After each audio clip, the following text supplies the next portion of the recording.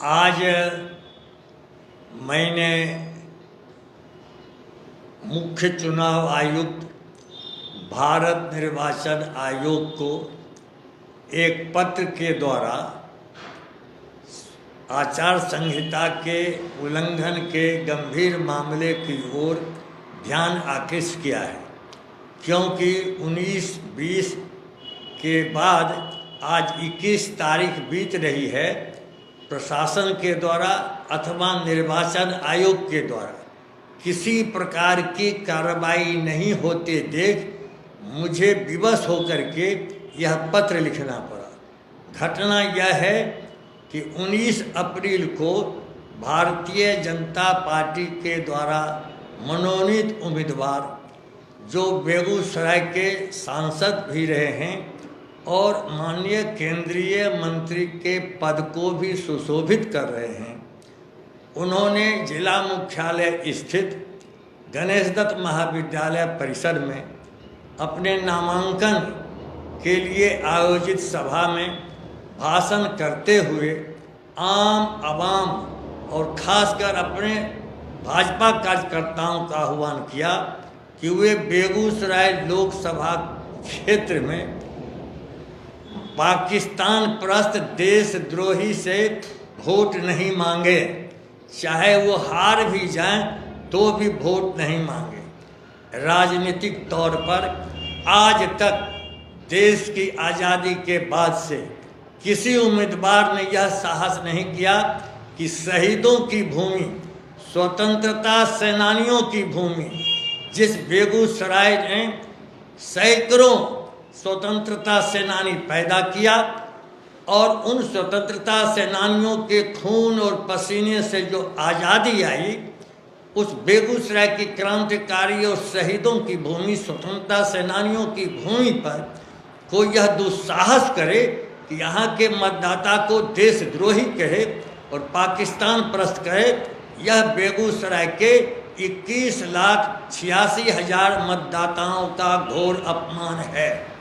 आचार संहिता के उल्लंघन के और गंभीर मामले हैं कि वे जब कह रहे हैं अपने कार्यकर्ता को, इसका अर्थ है वो जानते हैं कि उनके लोकसभा क्षेत्र जहां से वे पहले भी जीत चुके हैं चुनाव, उनकी जानकारी में पाकिस्तान परस्त देशद्रोही बेगूसराय में रह रहे हैं और वे भारत सरकार के खुद केंद्रीय मंत्री हैं।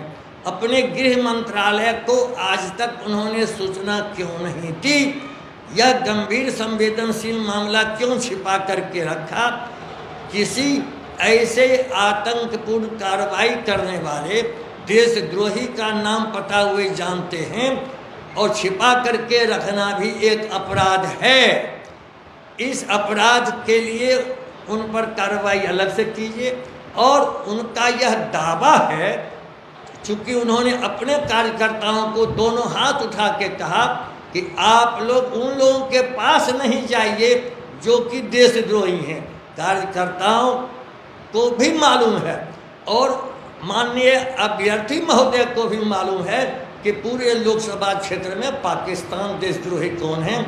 इसलिए उनके कार्यकर्ताओं को भी निर्वाचन आयोग चिन्हित करे, उन पर कार्रवाई करे कि किस नियत से इस गंभीर मामला को आपने छिपाया। और इतना ही नहीं, जबकि आपके द्वारा मुख्य निर्वाचन आयुक्त महोदय आचार संहिता में जो निर्देश है कि किसी धर्म विशेष के नाम पर आप नारे नहीं लगा सकते हैं जिससे आपस में भेदभाव पैदा हो, सांप्रदायिक उन्माद पैदा हो।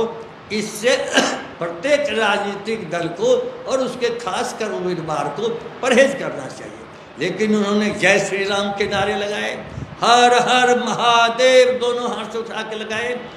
यह आचार संहिता का स्पष्ट उल्लंघन है। इसलिए हमने जिला के निर्वाचन पदाधिकारी को भी प्रति दी है, पुलिस अधीक्षक को भी प्रति दी है कि अभी तक कार्रवाई क्यों नहीं की गई। और इससे विशेष मजहब, खास मजहब के मतदाताओं में आतंक फैल रहा है, दहशत फैल रहा है। जबकि आपका निर्देश है कि आप निष्पक्ष और भय मुक्त चुनाव कराएंगे।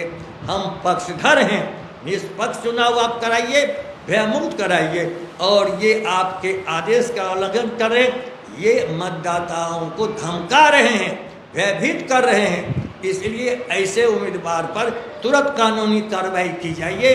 और आपकी सेवा में ये हमने जो पत्र भेजा है, कार्रवाई करने के बाद आप मुझको सूचित भी कीजिए कि आपके पत्र का हमने गंभीर रूप से उसकी जांच पड़ताल की है, आरोप प्रमाणित हुआ है, कार्रवाई की जा रही है।